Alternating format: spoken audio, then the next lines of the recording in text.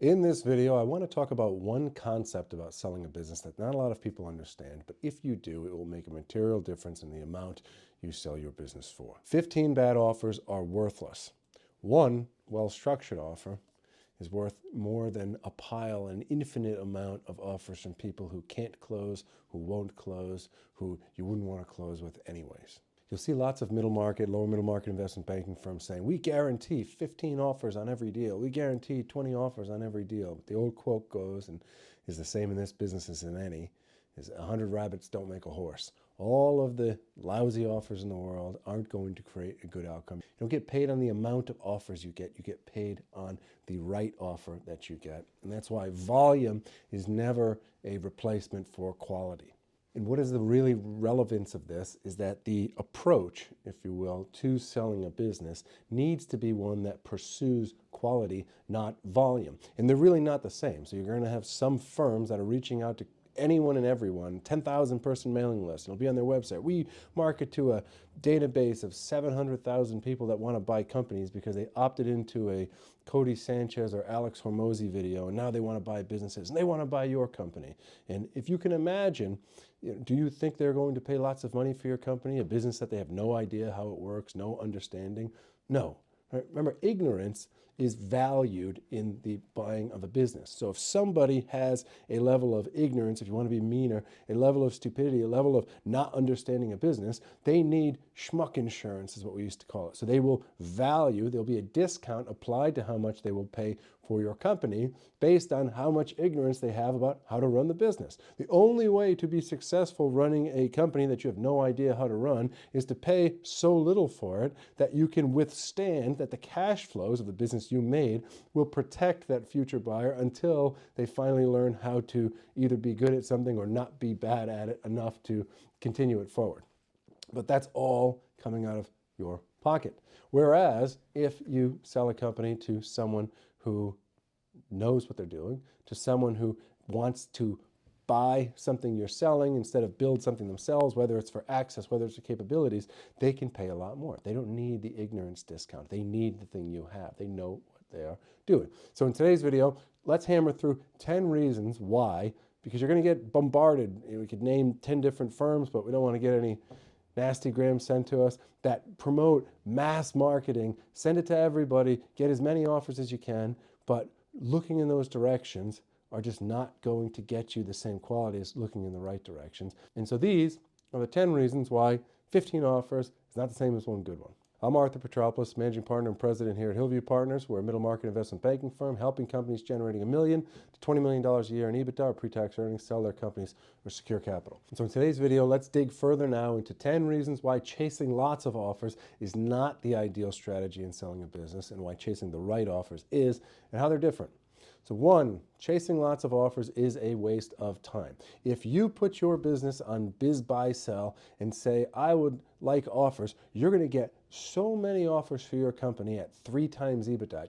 At values, you have no interest in selling your business, but you'll get lots of these offers if you go out there and kind of look for the lowest common denominator. They want 6 months of diligence. They have to wait for 18 lenders and their rich uncle to die to get their inheritance, but they might be able to buy it if and when you provide them countless amounts of information. So you'll be chasing these things, chasing these things, chasing these things. And again, getting a bunch of offers at 2 or 3 times EBITDA where someone wants to go borrow 100% of the purchase price is not going to be the same places you're looking for the optimal buyers. And number 2 is that bad offers can oftentimes lead you into fantasy land or kind of dilute you in, or trick you in some regards too. We've put deals out there where we've reached out to people and we've had, whether our anonymized teaser gets shared with somebody else, we've had offers get lobbed in at us that say, oh, we'll buy the company for 8 times EBITDA, pending 7,000 steps of diligence and we subject to a change of half the purchase price, subject to the ability not to do it. And so they put these things out there. We call these kind of like the country club friend. I was like, oh, my friend Bob sold his company for 27 times EBITDA to the Sultan of Brunei last year. So lots of offers, just like low offers are useless, high offers that are not actionable are useless too. And a lot of unscrupulous buyers are going to use that as a mean to kind of lure you in to say, oh, come here, it's the siren song of business, to try to get you to just pay attention to them and not pursue the actual counterparties that you should be pursuing. A third thing, and this kind of builds off of the time element of it, is that real buyers are going to think there's something wrong. If you're spending 6 months out there turning over rocks, looking for all these junky buyers, trying to sift through all the suspects to try to find the prospects, when someone good comes along, they're going to say, like, why has this business been for sale so long? Why is this process not moving forward? And if you say, well, look, we're trying to boil the ocean, they're just not going to believe it, and they're going to think that there's something deficient. So it's better to have a smaller subset of the real parties, people missing the access or capabilities that will keep pounding the drum on.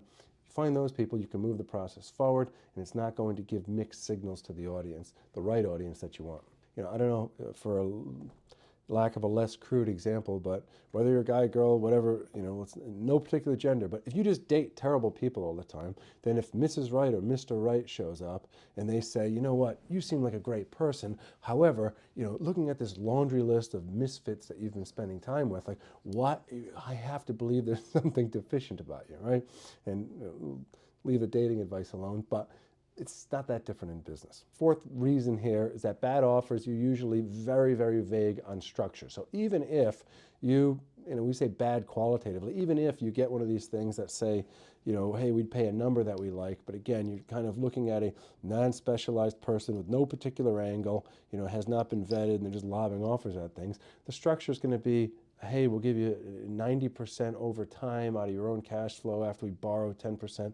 Again, structure is going to be problematic. Number 5 is that these offers are from people that are still guessing. They have no idea how much this company's worth. They have no idea how much money they could get together. They have no idea how much money they could make with the business going forward. Can they manage it? They want to spend your dime, your time to learn all of these things, and then maybe they kind of want to do it. Right? It's not a path you want to go down. Number 6, the probability of actually getting to a closing, we've kind of alluded to this in several of the other things, is very low. Again, if you had a widget manufacturing company and a person who manufactures complementary widgets, or widgets get sold in the same sets as your widget, the probability that they can get to a closing, given they understand the ecosystem of widgets, is far higher than somebody who was an accountant for 2 years, and now they say, oh, I'd really like to buy a business. I've watched a lot of YouTube videos. There are businesses for those kinds of people that want to get started in certain things, but you don't want it to be yours, right? It's like everyone has to start somewhere, but they don't have to start here. That's a motto in business. That's not to say, right, there are first-time business buyers that are very, very capable that we have sold businesses to. So it's not to say that those are people you want to avoid, kind of add in totality. However, you have to take a close look and say, is this person still guessing or not? And therefore, do we have any certainty that we're going to get to closing? Number 7 is, if they do have structure for a deal and there is some rollover equity, it's always going to be mismanaged and mispriced. And so, in a good situation, you sell 80% of the company today, you roll 20% of it forward, and that 20% 3 years from now is worth just as much as the 80% that you sold in an ideal situation, because they knew how to grow it. In situations where you're dealing with lower quality buyers, but they say, oh, no, it's a low price, a low value, I don't really know the industry, but roll some of your equity forward. It's a lottery ticket that they're probably telling 5 other people the same thing. They're going to mush them all together, and they're going to pray that they don't go bankrupt. Right?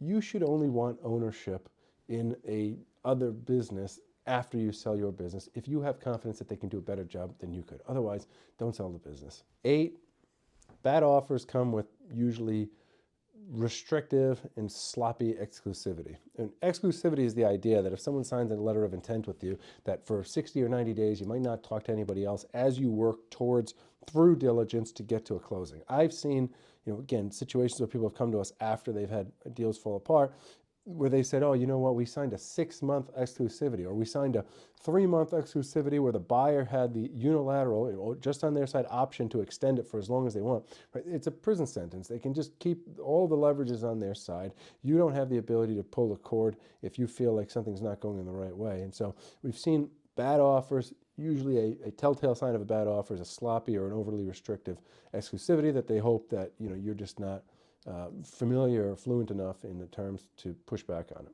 All right, the last 2 reasons of why chasing lots of offers and inherently bad offers are bad have more to do with you. 9 is first, and so number 9 here is that bad offers are distractions. you have to be running a business while you're doing all of this. To be guessing and hoping and thinking, maybe they're going to do it, maybe they're not going to do it. Who are these guys? With no one guiding you along the way and not knowing who you're dealing with, it's very difficult to run a business successfully, whether or not, if you're not selling a business, right? I mean, you're swimming with weights on you one way or the other. So to throw all this more weight on you with no certainty, with no visibility, I mean, it just becomes a huge distraction. And lastly, in number 10, it makes you emotional. Not in a good way. The older I get, I don't know how many good ways there are to be emotional. But nonetheless, it creates this roller coaster of emotion such that, if you have a situation ultimately come to you that is viable, you're going to be already at an 8 out of 10 of frustration. So you're dealing with this one party, and then if a good buyer comes around, you're more likely to not, give them sufficient amount of time or consideration to find something that works out well. And it's going to kind of set the wrong expectations, if you will. Selling a business oftentimes is kind of a one-time show, and you want to be able to kind of go in it as steady as possible. There's going to inevitably be elements of selling a business that do create some emotion, right? I mean, just by virtue of this is the business you've grown, owned, operated for many, many years, there's going to be some emotional element of it. So to have someone kind of jerking you around and frustrating you is only going to make a far worse outcome and not put you in the right kind of mind, I think, to make prudent decisions for the ultimate outcome of your business and what you've built over many, many years. So that's the idea, right? Lots of investment banks are going to say, hey, we can get you 15 guaranteed offers. But I guarantee you that having a bunch of bad offers will not create a good offer. You cannot have a bunch of 3 times offers and try to make a market out of it. You have to go to buyers. Now, we want multiple offers. You want 10 offers, want 15 offers, want 20 offers, and we have seen that in many situations. But the quality of offers is tremendously differentiating and ultimately getting to the right outcome.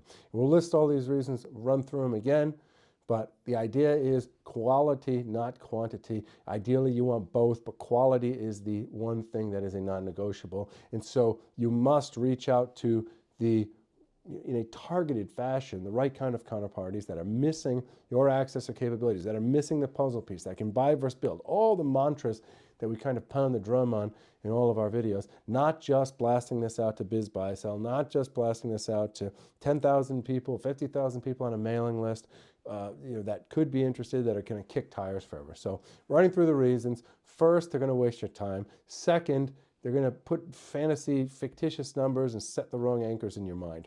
Third, they're going to destroy your leverage with the good buyers, and they're going to make the good buyers wonder why you're even dealing with these people, or what's wrong with the company. Fourth, they're not going to have structure tightened up or in any way that's tangible or useful.